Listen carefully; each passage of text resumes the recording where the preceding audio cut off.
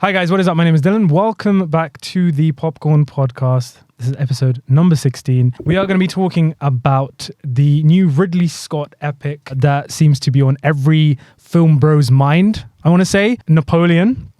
Let's just go straight in there, guys. The film, like I just said, is directed by Ridley Scott, Sir Ridley Scott, to say his full title. What is everyone's opinions and thoughts on Sir Ridley Scott? Actually, you made a mistake. I made a mistake. You made a mistake. You know what? It's like you've always been in the room and now you're on the couch. Joe, take it away. Tell everyone who you are. Okay. I'm Joe. I have been on every episode of the Popcorn Podcast, but you just haven't seen his face. You just haven't seen me. Yes. I've been a ghost in the room, so I've been behind the camera the whole time. He's the guy who makes all this possible. Yep. Well, thanks, guys. I mean, I was the one who said it. I don't know.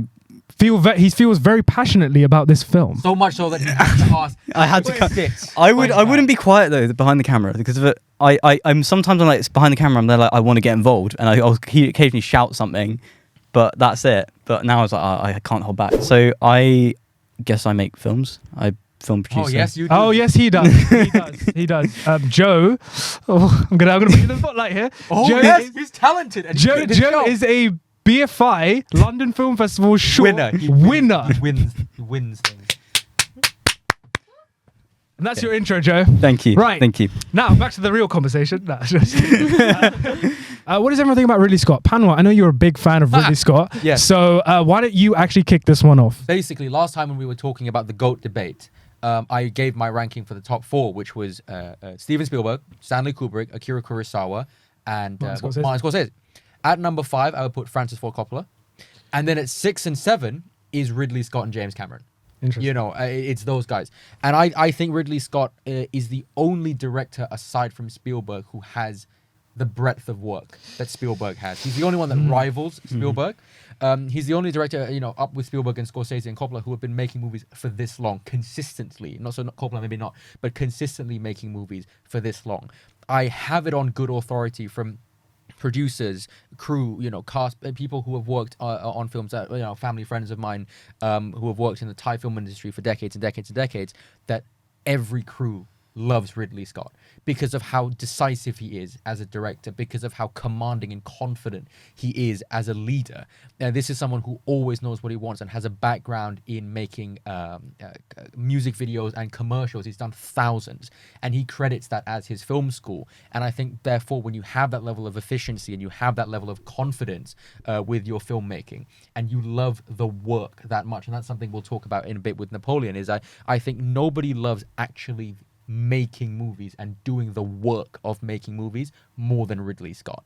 And when you have that continued love of work, of inviting pressure, of basically maintaining grace under pressure and being under extremely stressful situations, but you invite that and that excites you as a filmmaker, I think that alone puts you in a top tier list of directors.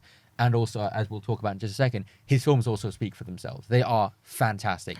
And even when, this is the thing, I will give you my one thing about Ridley Scott, which is one of the things I've realized is he's a director, unlike Spielberg, unlike Scorsese, is only as good as the script allows him to be. So when he has a fantastic script like The Martian, it's fantastic.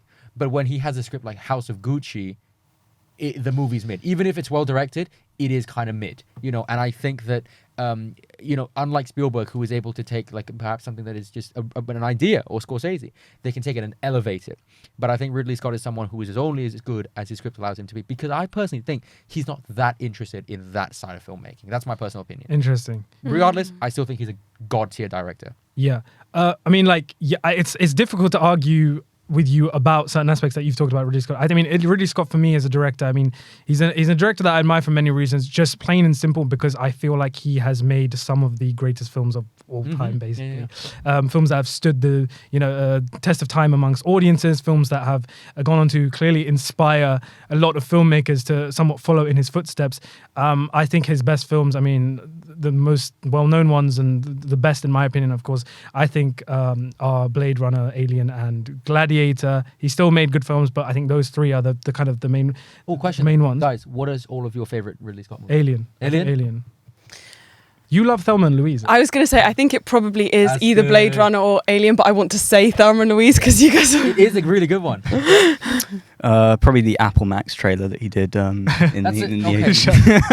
the no, probably. Are you going to say Kingdom of Heaven? I am gonna. How? I just know you too well. Yeah, I am just know gonna you say too Kingdom well. of Heaven. Wait, so no one said Napoleon? No one said Napoleon. Oh my god! I mean, I was going to say the Duelist, but That's that- a good oh one. you, Oh, yeah. you little nut, right?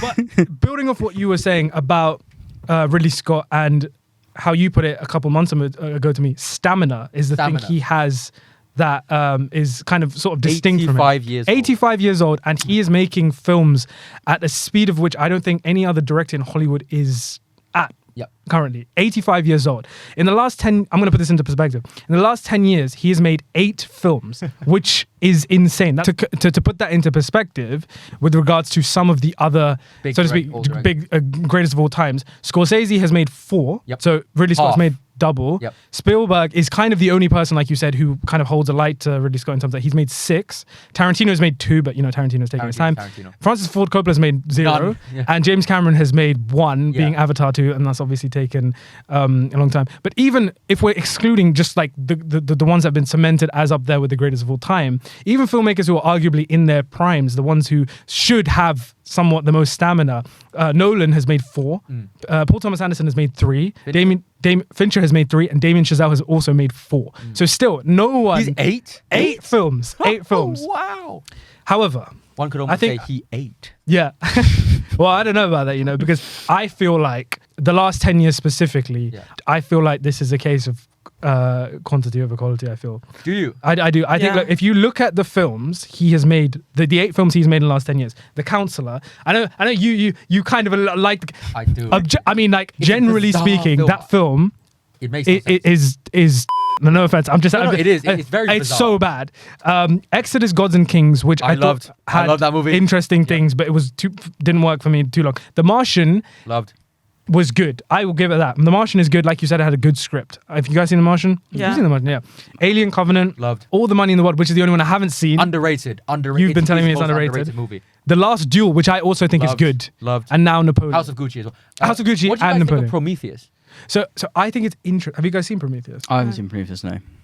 Michael Fassbender is fantastic. He is. And also, there's a Lawrence of Arabia reference. I will shoot forward that. Lawrence. Every time I've done a popcorn podcast episode, I've talked about Lawrence of Arabia. So there you go. That's my Lawrence of Arabia. I feel like any sort of Lawrence of Arabia reference in any film is just like I an love instant star for you on Yeah, Letterboxd, it is, basically. it is. But yeah, I mean, I kind of fall into the category. I think Ridley Scott is clearly a great director, and it would be stupid to not put him up there with the greatest of all time. But I do think he's just made some not so great films, and like I kind of admire him for the ideology of him just wanting to just continue and just make films more and more. But I also feel like it almost comes across to me as sometimes a bit of an unhealthy relationship with filmmaking. I don't know. I mean, it's too much. I don't know. Like Well, he's not pressured to develop his ideas. Exactly. fully. Yeah. Exactly. No, I agree exactly. with that. He's currently got 72 productions There you go. in development. And yeah, 72. fine, he's not directing 72 productions, but he is somewhat charge of- involved yep. Yes. or has signed off on something to do with 72 productions. Like his IMDb is insane. Yeah. Can I ask Go a on. quick question, obviously, about Ridley Scott and stuff? So I think that one of the things that you can, people obviously have adjectives to describe certain directors and their style of filmmaking. So, for example, the word most associated with Fincher is precise, right? Right. We talked about Fincher without using that word. The word that I would use to describe Ridley Scott is confident. His films have a certain feeling, even if they're bad. They're still like even House of Gucci has an element of cockiness about the movie. Well, they're And confidently yes. bad. They're confident. That's Okay. exactly what it is. No, And but I get what you're he's saying. Like even strong. He's stubborn. there's a Stubborn is certain perhaps the best- swagger that Yeah. that comes with the film of him Perhaps like just not giving a stubborn is fuck, the best basically. word. But Yeah. my point being is that he's confident about this just because he's a director that we'll talk about in just a second, the controversy and stuff, but he backs himself as a director. Yes. And one of the things that I think you talked about Quantity quantity over over quality. quality. Clara was talking about how he's not really developed his ideas and blah, blah, blah. One of the things I've realized from this conversation and from us talking about Napoleon on and off camera is I'm fully convinced Ridley Scott just loves to make movies films. and loves Yeah. to be on set. So he doesn't even care at age 85. He doesn't care if his movies actually get seen. But isn't that He just likes the actual work of making movies, and I can't help but like respect that. Like the movies might not be good, but like he loves working. Should we talk about Napoleon then? Yes. Right. Yeah. Napoleon. Directed by Sir Ridley Scott, Napoleon is an epic. Notice how we're saying epic and not biopic.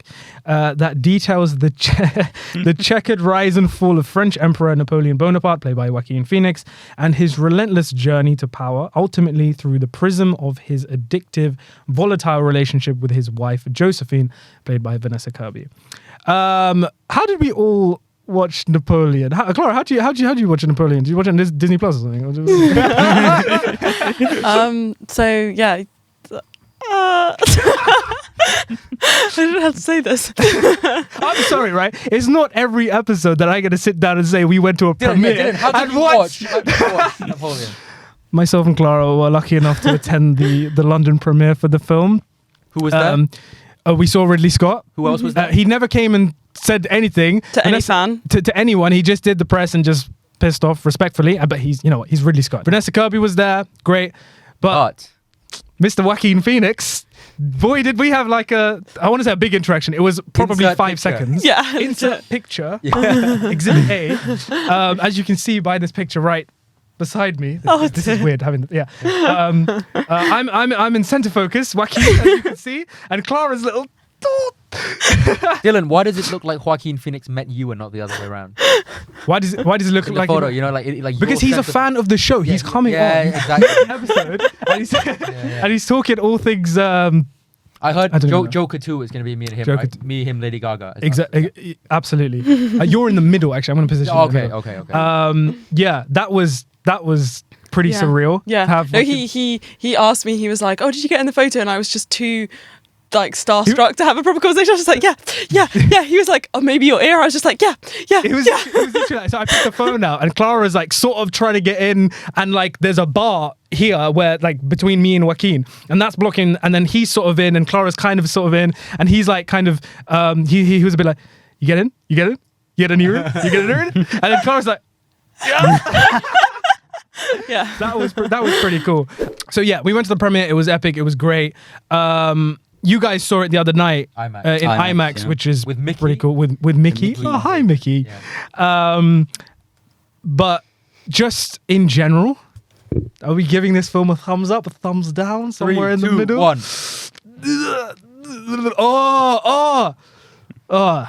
You know, the people only listening to this episode have just heard weird noises for the past like 30 seconds. Should we give it out of 5s? Okay. Oh, I'm I really mean, bad at doing that. out of 5s. Like, Out of out- 5, As in like 5 like like rating. Stars. stars Stars. rating. Oh, I give it I mean, I 4. gave it 3.5 on Letterboxd, but I'm taking it down to a 3. I'd give it I 4. haven't taken it down to a 3 yet. I feel like Mine I'd was give it- 3. Say it. Maybe like 2.5, 3. Ooh. I gave it 4, Sir Ridley. Sir.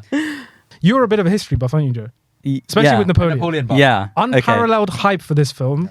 I literally sat down and watched the trailer for this Before we watched movie, Mission Impossible. going into the Mission Impossible Oh, yeah, you were premiere sat at the sofa. IMAX, What the fuck? and I sat down on the sofa and watched the trailer because I was so hyped for it. I was so hyped for this film to come out, and admittedly, yeah, when I watched it in IMAX, I was like, Can I ask you a question? Okay. So when you were watching the film, was there a point in the film where you were like, I don't know?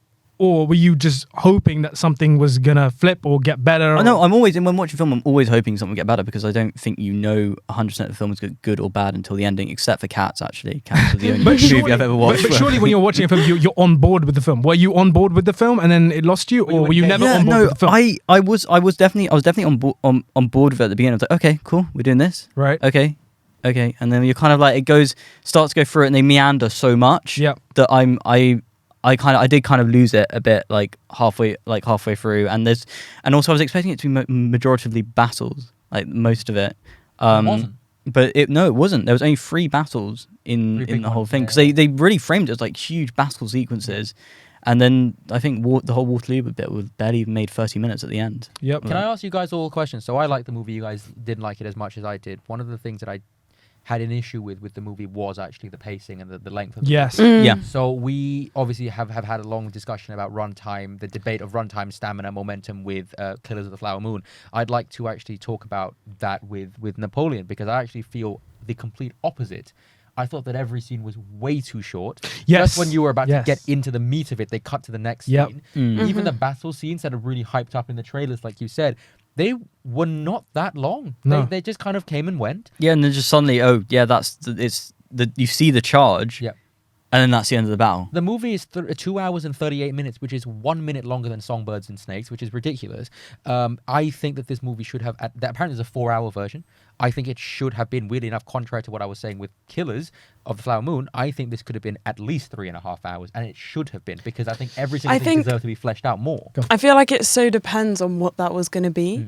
Because if it's more sort of the same, I don't care. Right. If they're actually taking that time to develop their characters and show backstory and really bring out a sense of what's going on and character development, or even people's motivations or something more, fine, yeah, I'm there for it. If it's just like more of the same, yeah, I don't you could cut half of that film. No, absolutely. I feel like this is a classic Ridley Scott thing, though. It is. Because I made a video there's about so this. many. I made a video. There's so many Ridley Scott directors' cuts of his films. Yes. It's like, oh yeah, They're this always version better. is actually They're better. always better. Well, of course, like with any film, any big budget film or anything that filmmaker, there's always a version of most of the time, there's always a version of the film that the filmmaker thinks is the best. Yep. But of course, has had to make sacrifices here and there, and has had to cut certain things out and this and that, whatever.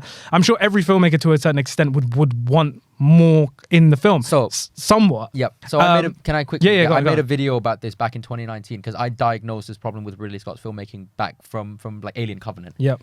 He's gotten way too quick with his movies. Yeah. One of the things he said, he criticized Denis Villeneuve's 2049. He said saying it was too long. It was too long. It was too slow. Yeah. And Ridley Scott makes movies like almost as fast as possible. Like what Theo was saying last time about, as a director, making the movie in the quickest and most efficient way possible.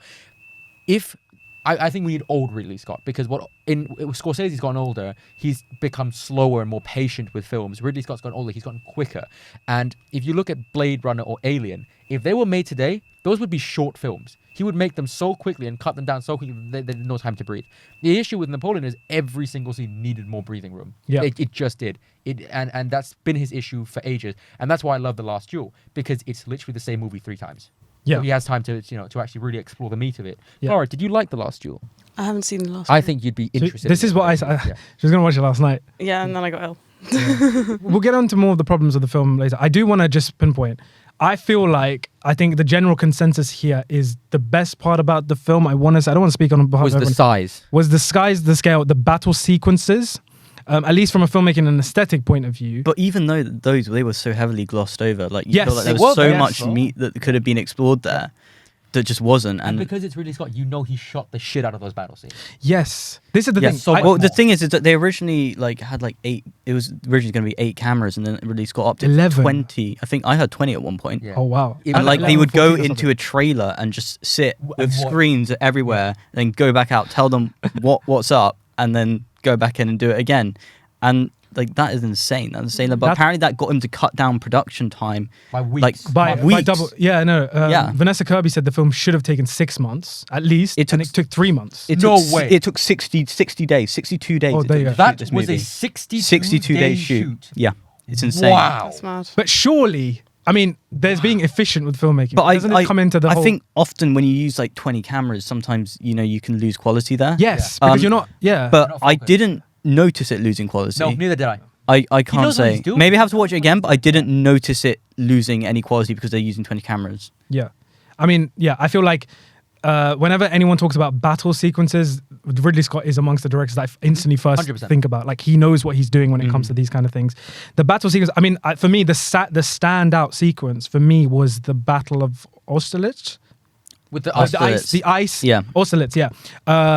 The ice and the snow. That Yeah. was a work of art for me, just in terms of at least from an aesthetic point of view. It was very, dare I say, satisfying to watch. All the cannonballs going into the ice. There's blood, there's horses, and it's so refreshing to see as well. I always love this, but it's so refreshing to see, real extras, real horses, real practical effects. You can tell, you can tell when films are made using a shit ton of CGI. It just doesn't hit the same. And that sort of ideology Ridley Scott brings, that old school filmmaking ideology that he brings, is something that I loved about this film. But I also feel like, look, Ridley Scott, And I love you for loving it.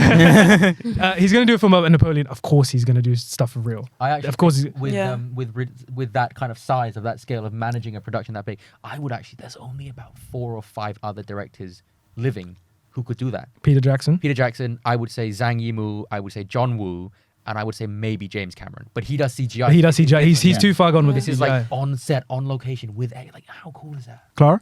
I was just going to say, going back to the battle sequences, because you were speaking about them, I think that especially the ice one was like gorgeous and beautiful, and all of them had their own aesthetic, and all of them were done in this like brilliant aesthetic, satisfying way. But I felt like with all the battle sequences, I just felt like they lost emotional impact. Yep. All the extras were cannon fodder. None of them were real characters that we cared about. So when they died, we were like, "Oh, that's cool," but we didn't feel the losses that they then just showed up as numbers on the screen at the end. And I was like, "Wow, that's a lot of people," but the emotional impact that film is meant to bring, and why film is so beautiful and amazing is describing these historical events, is that you feel a personal connection. I didn't feel that personal I connection. recommend Yeah, you that is- watch a movie Sure. called Red Cliff Part 1 and 2 by John Woo. It solves every single one of your problems. Okay, cool. Thank you. I will. Okay. Yeah, no, that I think that is true for me as well, because Napoleon had so many generals and loads of people in his staff who were big figures in themselves. But I feel like it also kind of, in this movie they suffer from that Harry Potter effect where they cut everyone else's character development out, But Napoleon. apart from the main central protagonist. But of what the movie. development? Yeah, There is no but what Exactly. Napoleon- But then that's the next point we get onto is that there is no real development with Napoleon as well. It's like he's such a complex character, and what I think pissed me off the most of this movie is that it comes in. I was saying this to you guys earlier. It comes in right as like his inner conflicts end. So Napoleon, for a bit of Where it historical starts, context, where it starts. grew up in Corsica, and he hated the French. He hated the French rule over Corsica, and he really despised them and despised the kind of aristocracy of France and everything like that. So when he came to France to train to become a general, he really didn't like the French. And then there was this sudden shift during the revolution. He hated the revolution himself, but he saw something in the people who've been like looking down on him his whole life suddenly started to respect him, and then that change happens, and then he goes to fight in Toulon, which is where the film begins. starts. Yeah, They remove all of his early development, so you never get a chance to understand who is this guy apart from a genocidal maniac. Yeah. I just want to quickly say something about the Battle of Toulon. Is obviously it established that they're going to do the battles for real. That was the first battle we saw. Did anyone else? It's very small, but did anyone else feel like the CGI horse? Did anyone else feel that was just me when the cat? I thought it was kind of cool. I thought it was kind of Yeah, but like I'm saying, it just for me. Someone asked me the other day, how did they do that? So I assume they did an all right job on it. But really, because I thought it looked so CGI. Yeah. I thought it looks fine. I think the things are hard. I don't know what would that look like? No, what of is the course, reference exactly. to? Anyone knows what no one really Why would know. was that in the film?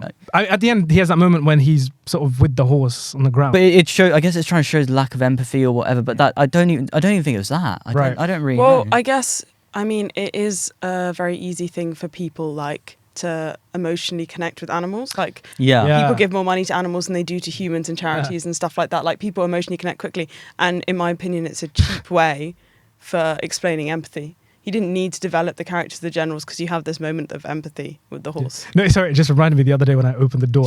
You're not talking about that. Who I thought was a Jehovah's Witness. I opened the door, I was like, oh shit, he's going to try to make me sign something. And he stood there for 15 minutes and let me talk. And I know I could have closed the door at any point.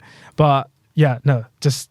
Sorry, it just reminded me. He was looking for animal aid and whatnot, and in many ways that's completely fine. I don't have any pets, but and I was sympathizing for him, but like just the whole scheme just completely put me off. Anyways, yeah, Just fine mind that.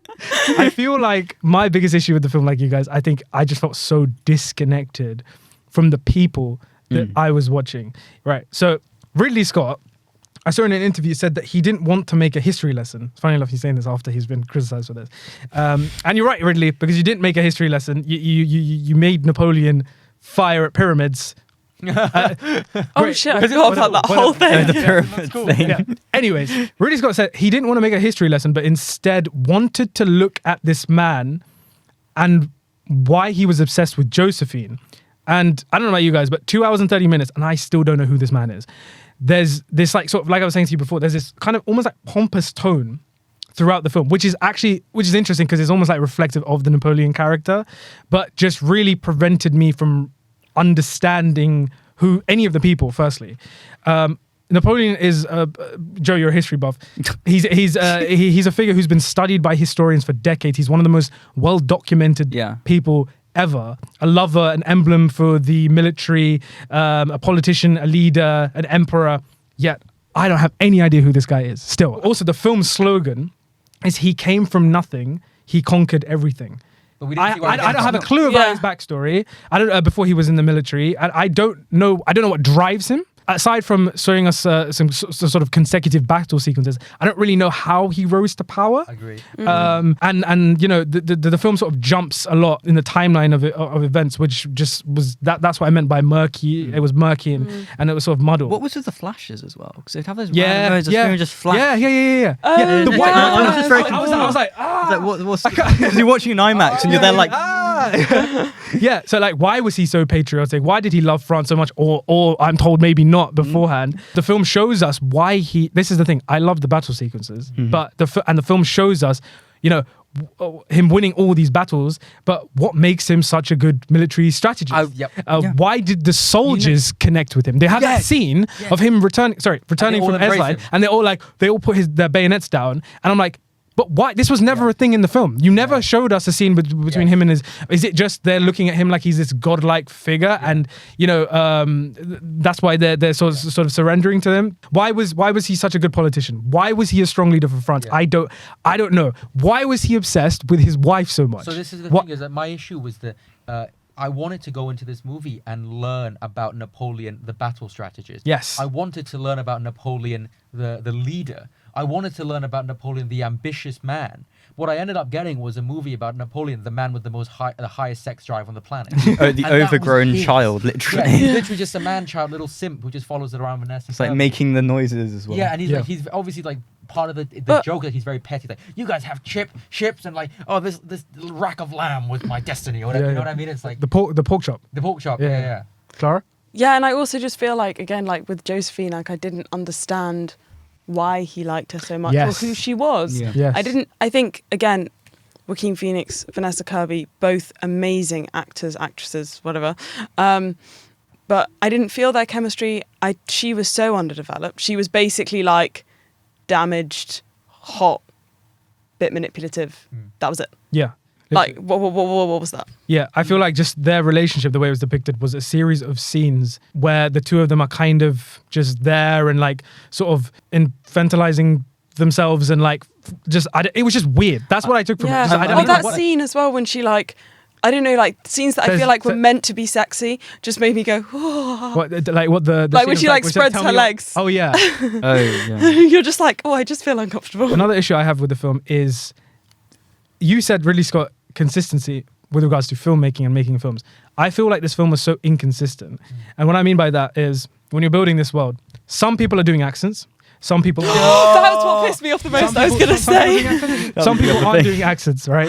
All the soldiers sound the same. Whether you're Russian, Austrian, French, English, they all sound like Dave from the pub, Yeah. right? They were all doing their normal accent. Yes. It didn't I don't want to say it completely ruined the film, but it got to a point where it was very jarring for me. If you're going to put this much emphasis on production design, on costumes, On believability. practical effects, and making a film look and feel as sort of massive and as authentic to a certain degree as possible, why on earth have you got like all of these actors doing different things? Yeah, like yeah. it's But just what's the most annoying thing is, okay, if you're going to commit to not having accents, like if you're going to commit to being like, we're not going to try and have everyone have a French accent, we're not going to try and have everyone have this accent, why are then you making the Russians have Russian accents? yeah, no, this is it's so inconsistency. inconsistent. That Yeah. annoyed me You so know what it much. is? It's like when Assassin's Creed Unity first came out, and it was Yes. set in France, and everyone made fun of it for them all having English accents. Yeah. Same with what David Harbour said this about Black Widow. He said, "We're all Russians. You know, Scarlett Johansson's playing Russian, Rachel Weisz is playing a Russian, Florence Pugh is playing a Russian, I'm playing Russian. Ray Winston. Yeah, why are we all speaking English in Russia? Yeah. Isn't Russian our first language? No. You know, I was like, you know, This is the thing. Of course, it's not the first film to sort of yeah, of course, do yeah. this, but I don't know. I just feel like Could have been done better. it could have been done. That's one thing. But like, Th- at least make the decision and be consistent. Yeah. Exactly. I feel it feels like they just turned up to set and were like, right, just do whatever accent you. If you can do you're a Russian soldier. If you can do a Russian accent, great. If not, nobody cares. Speaking of dialogue, one of the funniest kind of like things is this movie has taught me the importance of context, because in the trailers you'll have Napoleon say some really cool badass Cool lines. lines, yeah. And then when you watch them within the context of the movie, he's just a little dweeb like complaining at a dinner table. Yes. And you're like, oh, so that's like, so context was so important with regards to showing the character, because in the trailers they make him feel like the ultimate sigma for all the TikTok people to love, but then in the movie he's just an absolute loser wet wipe, which is kind of like I feel like that is almost like it's an interesting aspect to the character, how he is so in command when he's on the battlefield and when he's, plotting and conquering, and, when he's out there in the field.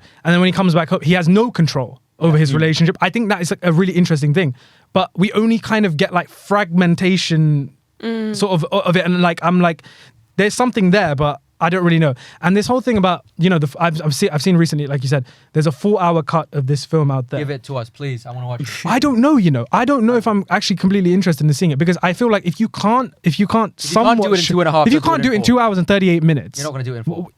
What more are you going to bring to in 4 hours, aside from a couple of other scenes here and there? Because this is my thing, is like you guys obviously didn't love the movie. I think director's cut exists not to make a bad movie good, but to make a good movie great. Yes. And I think if you guys didn't appreciate it, then you're not going to like more of what you don't already like. Whereas I like the movie, so like you give me more, give me another 2 hours, I'd watch it. No, no, definitely. The thing with the accents, though, do you feel like Ridley Scott maybe got a bit dissuaded from committing to the accents fully just because of House of Gucci?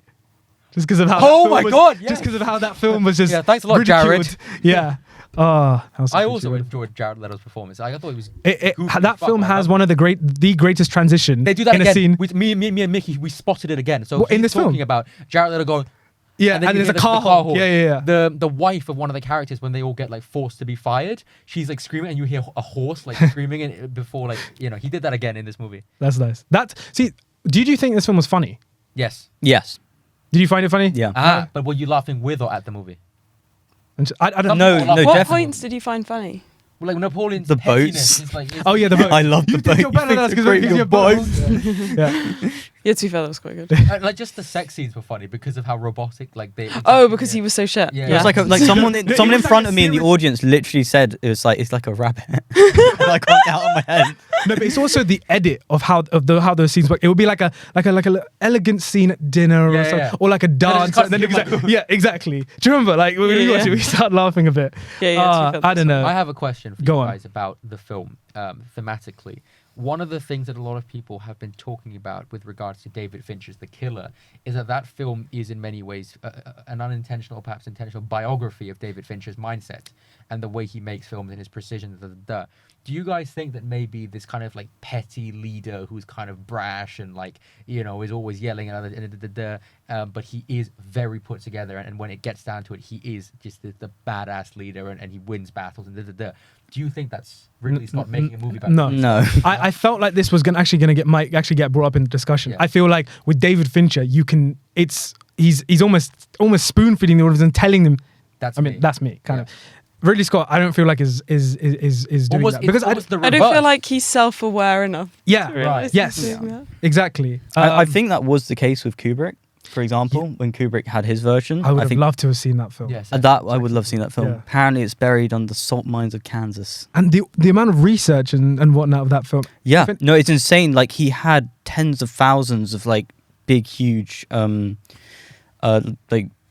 cabinets just filled with drawers of stuff on Napoleon, and he used that research eventually to make Barry Lyndon, which, connecting back, was the inspiration for The Duelist, which was the inspiration for So basically Stanley Kubrick made this film but didn't make this film. Basically, yeah. Stanley Kubrick probably has made every Napoleon movie since, I imagine. Stanley Kubrick has also made every horror movie since and every sci-fi movie since. It's because it's interesting because it was both Kubrick and even Spielberg, and I think there's another director as well, I can't remember who he is, all have been trying to make Napoleon movies. You told me it was Cary Fukunaga, no? It was Cary Fukunaga, that was correct, yeah. And then suddenly it's just like Ridley Scott turns around, does it in a couple of years, and like all these people have been spent like Kubrick spent his whole. He did it in 62 days actually. Kubrick spent his whole life trying to make this movie. Whereas, like, he just turned around, I'll just do it. I'll do it tomorrow, you know. Yeah, like, to be fair, there's something to be said for like actually getting it done. Like, as much as we were like, he should have developed. I agree with all of that. I think he should have developed, and it would have been a better film if he had. But at least he made them. He was like, if you guys aren't going to do it, I will, and that's what he did. And how insane is it? Is that his next movie? He's currently doing Gladiator 2. Gladiator 2. He's 85. What? Yeah. Like, how? Speaking of which, let's react to some Letterboxd reactions for Napoleon. I'm going to basically read out some reactions, and you guys are going to say whether you agree or disagree. So first up, we have Patrick Williams. The reason I actually transitioned over this is because he has actually mentioned Gladiator 2. Patrick Williams has rated the film 3.5 stars, and he says, Ridley Scott promises Apple he'll make another Gladiator and takes $200 million of their money to make a comedy about how much Napoleon sucks and what a weird loser he is. A legend. I bet the 4-hour cut is going to be at least an extra half a star. Yeah, I would agree. 4-hour cut will be at least half a star. That's such a Ridley Scott thing to do as well. It's like, you know what? Thank you. I don't think they made him out to be an absolute loser. I wouldn't quite go that far. No. But I think they made him out to be a bit of a child. Yeah, is what I'd say. Yeah, Patrick. Yeah. Jay Stoobs has given the film 2.5 stars and says, gotta respect Joaquin Phoenix's commitment to becoming Hollywood's go-to guy when they need to cast a narcissistic little freak with mommy issues. but how? What? Bo's a what friend. else? Bo's a friend. Oh, Bo's yeah. a friend. Bo's a friend. Yeah, That's 2 in the same year. That's actually so jokes. Cinema Joe. Okay. Didn't expect to see you on Your it. burner account. My other burner account. 2.5 stars for Napoleon. In classic Ridley fashion, I'm sure the 4-hour cut is much better.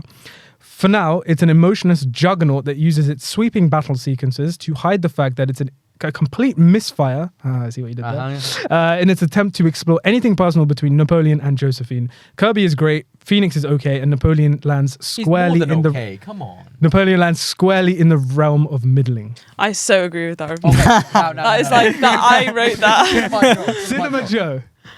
We haven't had a Panwa rant yet this episode. No, we have had several. We've had so many. I'm joking. I'm timing you. You got 60 Sure. seconds. I've not got the opportunity to talk so much about what I loved about the movie. What I did love was the fact that Ridley Scott is, again, as I said, one of the last people who can make something this big. I think that there are a lot of people here who are film fans who are criticizing him. By all means, every right you have to criticize him.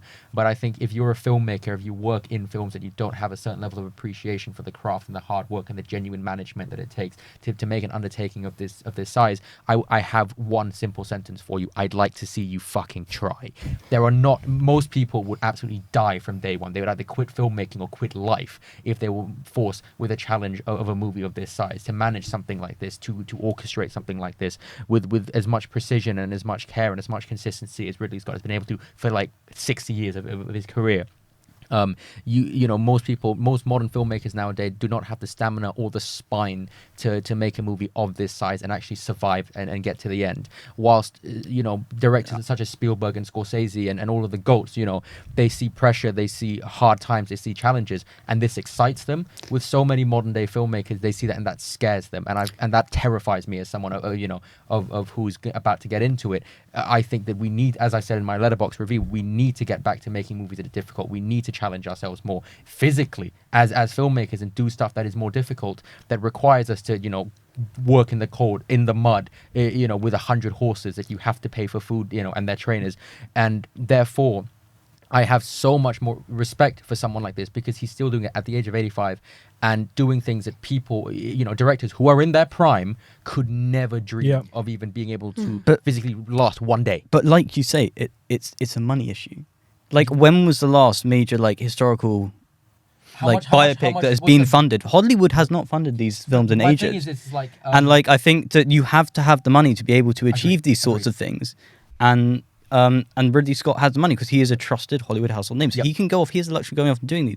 Other filmmakers, they don't have that liberty. I agree. They don't have that liberty. Like, you can name even some really up and coming directors, like I know Robert Eggers or someone. Like, even he couldn't go off and do this. Hollywood wouldn't trust him. He did Northman, right? No, but they wouldn't trust him with that much money to go off and do this kind of thing. But Robert Eggers is another kind of someone. But they do trust Scott, and he also has the filmography to back it up. Exactly, he has the filmography to back it up through however many years, and how many years did it taken him to get a Napoleon funded. I mean, fine, he wanted, we say about him just getting up and wanting to do it one day, but we don't actually know. I don't actually know how long it took him to be able to get them to invest in a Napoleon movie like this. So I would disagree. I think that, filmmakers at this stage don't have this, not that they won't, it's that they can't.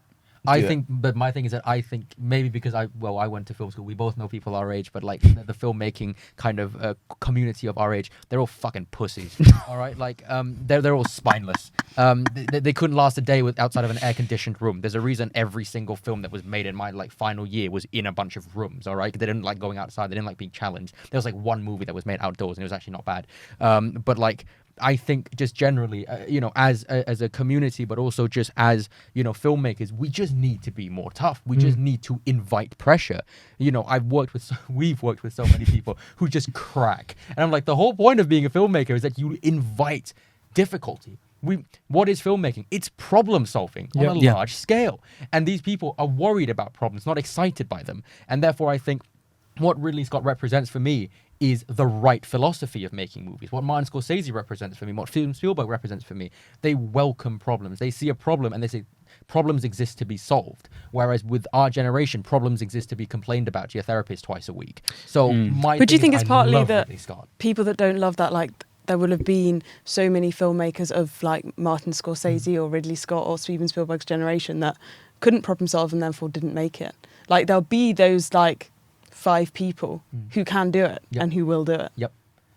What do you mean? What's the question? No, it's not a question. I'm just saying that like there will have been the like all the people in there. I mean, I don't know if they went to film school, but like in their classes that couldn't do it and couldn't problem solve and weren't And so they excited didn't by make that, it? and they didn't make And it. then And now in your generation, there'll be those 5 or 6 Ridley 5 or Scott, 6, Steven Spielberg. not necessarily in your class at film school, but like out who, there who want who I want hope to so, do that. please. And if you do, like, please send me a message. I want to work with you, mate. Honestly, like, we need more like you. It's an interesting point you make, because it's like what you are specifically talking about is the mindset you bring to set. Essentially, every day you wake up and you're work like, to life. exactly right. But I mean, could you not make an argument? Every filmmaker is different. Some filmmakers prioritize how do you tell the story in the most authentic way possible, in the best way possible, channeling the narrative and doing the narrative and the story and the characters justice. What I see is, I agree with what you're saying, and for sure. I think a lot of people take filmmaking for granted as well. Ridley Scott, for me, this is I was kind of touching on this. He makes films at such a fast rate that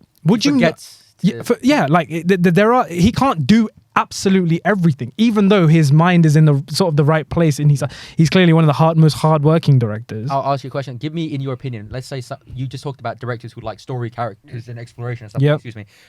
Give me an example of that. I feel like, for example, just name one. Scorsese. Okay, not Scorsese, because I was gonna. Okay, give me like a modern one who's never made a.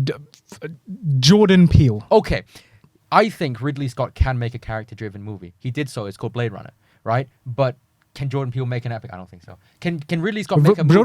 Jordan Peele's only made 3 films. Exactly. He hasn't. Can Ridley Scott make a movie that is as detailed and clever as Get Out, Us, or Nope? Yes, he has. It's called Blade Runner. It's called Alien. But can Jordan Peele make something that is as big as Kingdom of Heaven or Gladiator? No, I don't. Oh no, I agree. I think, like I said, I think Ridley Scott does epics. He's built different. 100%. And he has. Napoleon. I think the biggest thing he has over a lot of Jordan Peele's is experience and how he's built stamina. He's done the epics, and he has one of the highest filmmaking IQs, I would say. Yes, we talk about this all the time on camera. Yes, for sure. Do you think it's going to lead into more historical biopics being made? I don't think so. I don't think so, because technically it hasn't been received that well from audiences. So they won't invest. So if it somehow becomes one of the most profitable films of the year, maybe, sure. But no, I think like studios, are they willing to put?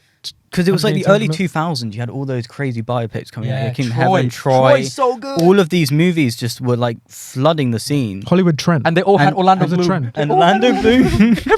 Exactly, because you had the Lord of the Rings at the start, and that was the greatest thing ever. Also with Orlando Bloom. Exactly, it's just Orlando Bloom, and then Kingdom of Heaven. Woo. And Troy. So I feel like yes, but I feel like that's to do with a Hollywood trend. Because we're kind of in the IP trend at the moment. Yes. So I feel like a natural progression from intellectual property is to go into historical property. Go back. It's to we'll go back, forward, whatever. You start to people who've existed and like looking at that.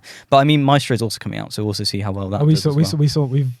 You have opinions already. No, I love it. I think it's fantastic. I can't wait to talk about it. You have opinions. You both have opinions already. It's all right. Overrated. Anyways, Fucking back to the Letterboxd reviews. Right, so sorry for the rant. I hope so Regal has given the film 5 out of 5 stars, saying that this is your dad's favorite movie of the year. I think it's a dad film. Oh, my dad would not like this film. Yeah, I don't think my dad would like this film. No, the dad film is Oppenheimer, no? Yeah, I'd say it's more Oppenheimer. The dad film is Oppenheimer. I thought the dad film was Barbie, to be fair. I was going to say Barbie too. Well, most got dragged to see Barbie, I think. Doug Holler has given the film 3.5 stars and says making the violence and gore look fucking awesome, and then saying Napoleon led so many men to their deaths is silly. What do you think about that? What do you mean? No, I don't understand. Is he referring to the ending? So where he's basically saying the violence is glorified in the film, and then at the end you have these statements at the end saying Napoleon was responsible. Oh, I thought that was cheap. Yeah, I thought that was so cheap, doing the like stats at the end to like as if like to give it some emotional impact, when in the film they didn't bother to give it any narrative emotional impact. Yeah, No. they weren't making a statement saying this guy is bad. It's at the end they kind of decide with these stats that this guy is actually a bit bad. Yeah. He's a bit bad actually. Yeah. But it just dragged you through his entire life, made you empathize with him in certain areas and stuff, and then it was actually genocidal lunatic at the end of the day. No, I mean, I wish I empathized with him even a little bit to feel didn't. something. It might have been impactful if we'd empathized with him. Yes. And then you're like, oh fuck, he was actually crazy. But I didn't empathize with him, so I didn't really care. Yeah. Brian Tallarico has given the film 2.5 stars and says Bon is afraid. Who's afraid? Bonaparte. Oh, Bon is afraid. As in Bo is afraid. Because it's Yes. French. Very cool. Right over my The director's cut could easily fix a lot of my issues with this film, Yes, and it will. probably will if I know Ridley. Yep. Sure. Agreed. Mike Ryan has given the film 4 stars and says, I'm glad Ridley Scott has revealed that Napoleon was hilarious. Cool. Grant Paulson who's given the film 2.5 stars, says this was 1 hour shorter than Killers of the Flower Moon, and it felt like it was an hour longer. I kind of agree with that, can't lie. NDC 32002 has given the film 3.5 stars and says, what do I have in common with Napoleon in this film and this film? We are nothing without Vanessa Kirby. And finally, Haunted Hippie has given the film 2 stars and says, reason 628,380,000 blah, blah, blah. Why war is stupid. There's just a guy with a drum out there. That's so true. Why is he there? Why do they have the fire barriers? Why are they there? It's like, why did you put it down before you charge? Like, Yes. what is the point? So, if you're about to tell me it's for morale, then you just have like a hype man. it's like, it's not even for morale actually. It was to keep the rhythm of the battle. rhythm of the enough. march. Alright, And if you so- heard, but if you Oh, heard it's that just going, stuff. you could still think. And Wait, but does the drum guy have a weapon? Is he armed at least to protect himself, or does he have to use the baton? no, like it's like the banner guy. It's like the banner Yeah, guy. but It's like if the banner falls, it's like all hell breaks loose. Like it's the same sort of thing. I've always thought that. I was like, why? Yeah. But the thing I was thinking that was interesting for me, and I had this conversation with you guys coming here in the car, was like comparing, for example, the two So, I just realized that's where the podcast actually takes place, in the car journey. in the car journey, and then this is the remnants. Yeah, there's the two Steve Jobs movies, the ones with Ashton Kutcher, and then the one with Michael Fassbender. Which is the better one? Yes. Steve Jobs is the better one. I think we know which one is the better one. It's quite common. But it's almost like they pointed out that it's like the director/writer. You look like Steve Jobs in that outfit. Sorry. actually does. You were just like, I was about to say something very deep and meaningful, and you're like, you look like Steve Jobs. In the actually." outfit, in the fight. Turtleneck. Turn neck. Sorry. I'm being immature. You've been That's very honest. immature. You've Sorry, been a bit go on. Napoleon-esque. That was what I was trying to bring to this episode. Okay, go on. It's like you have these two biopics, and they're vastly different. They're covering the same man's life, but they're vastly different. The Kutcher version basically goes through, like, you read a biography of Steve Jobs and you've gone scene by scene everything that happens. There's no real emotional development. There's no nothing. Whereas the Steve Jobs Aaron Sorkin one, it's completely different. They start at the very end of the movie, Flashback, right? and they flash back as to who he is and why he's got to this moment here. And they use every, I think, major. They use a certain time frame, which is every Product major launch. Apple release that they use to show this So off. smart.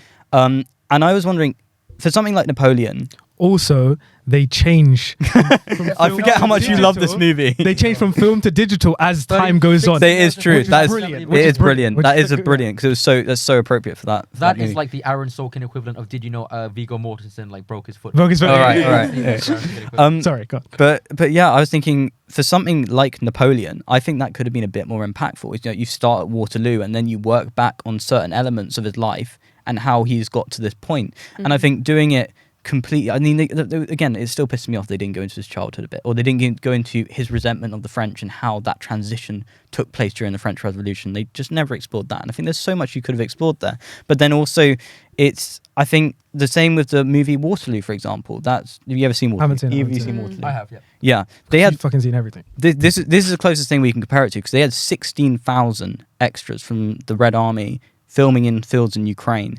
And like every person you see is real, no CGI whatsoever. But that movie only covers his return, Yeah. and that's all they cover in 3 hours. Yeah. So it's like, I think my point being is that it's so overly ambitious to attempt this. It's biting off more than it can chew. It's biting off way more than it can chew, and I think that you need to take a step back, and I think you could have re-envisioned that so much. And I get the narrative they were trying to go through was through his love life. But I never really felt that. I never really felt the expectation for his love life. All those scenes fell, I know, a bit flat for me. Yes. And I think that there's so many interesting things you can do with biopics, but I don't think they did it here. They just did, in order, everything that happened, and then we'll end at Waterloo, and then bye-bye Napoleon, then he's dead. Can I ask Spoiler, one final sorry. question? Out of curiosity, obviously Joaquin Phoenix was a lot older than Napoleon was when he died and everything like For that. goodness sake. Yeah, and so obviously because it dawned on me when Joe was saying like in his youth, like you wanted to explore his youth. If you had to, I mean, you maybe know this better than us. If you had to cast, who would, like a famous Hollywood actor, who would you cast? And if you said Timothée Chalamet, I'll take your glasses. I don't. That would be hilarious. I won't lie. He's I won't French lie. as well. Yeah, exactly. So he could do the accent. I won't. He could do the I won't accent. lie to you. Joaquin Phoenix, I think, was the best Like choice. a young Joaquin. Oh, yeah. A young Joaquin. He's saying Phoenix. before we meet Napoleon Yeah, in the but- film, like But his earlier life. If you had to recast the movie, who would you Ooh, want? that is- you know, like that's a young good. Napoleon or like. It's if good. you had- if you were gonna make a Sorry, Napoleon Will movie- Poulter was on the tip of my tongue, but I know it's not Will Poulter. It's the answer to that He's too question. tall. If you're He's too tall. directing the movie, who would you have cast? Not Joaquin Phoenix, because he knows more than any of us about this. I'm curious what he thinks. I don't know actually. I can't think of any like young actors who would be talented enough to take on such a role. I'm sure there is someone, but Like who do you think? I don't Who know. do you think? Scarlett Okay, Johansson. no, but Jenny, who do you I mean, think? I Because I feel like you'd have an answer to this. no, actually one of the, because he's French, but you remember that guy in Little Women, not Timothée Chalamet. oh, that guy. The guy who But plays he's that also character. too tall, though, isn't Yeah, he? yeah, yeah. I think he. But you can make someone look short. Yeah, like yeah. that's not hard. Yeah, I mean, They made Hagrid look big, you know. So Yeah. it's like They made the Hobbit, yeah. hobbits look small. But it's But like they are I don't actually really think small, though, to be height. fair. Like the height is the issue not with really yeah. Napoleon here. Like Yeah. there was a misconception is that he wasn't actually short. He was like 5'8", which was average for that time, right. Yeah, yeah. basically. So he was actually the average height for the time, pretty Yeah. much. So it was basically all British propaganda that said he was a small pot-bellied dwarf. yeah. Can I say something that some of you might be disagreeing with me on?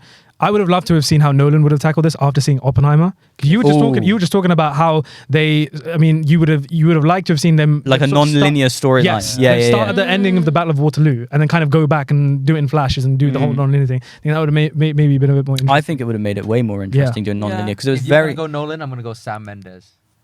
I want to see Fair Sam enough. Mendes. Yeah. Oh. Actually, I agree with you.